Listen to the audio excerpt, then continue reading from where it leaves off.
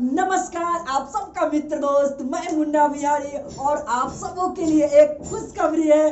2 channel create किए हैं, ठीक है। और भैया वीडियो को देखते रहिएगा, आप लोग स्किप मत कीजिएगा, ठीक है। वीडियो को देखते रहिएगा और बहुत ही धमाका म्यूजिक बजाएंगे। और एक चैनल तो मैंने बनाया आप सबों के लिए, सीखने के लिए, म्यूजिक सीखने के लिए। वीडियो के डिस्क्रिप्शन में मिल जाएगा, उससे आपको म्यूजिक सिखाया जाएगा, ठीक है।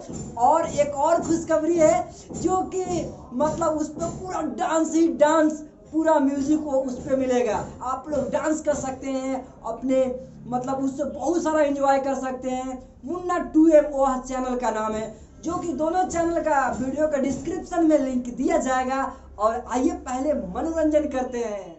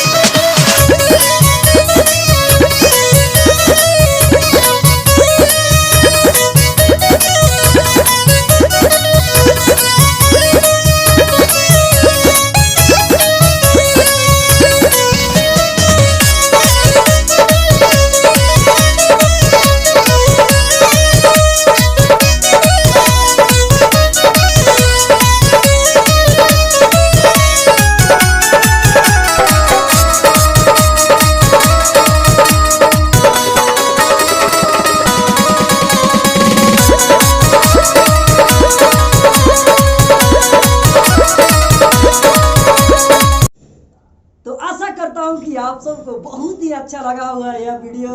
अगर अच्छा लगा हो यार तो एक लाइक कर दो और चैनल को सब्सक्राइब कर लो। तो आज के लिए इतना ही था। Good take care, bye by.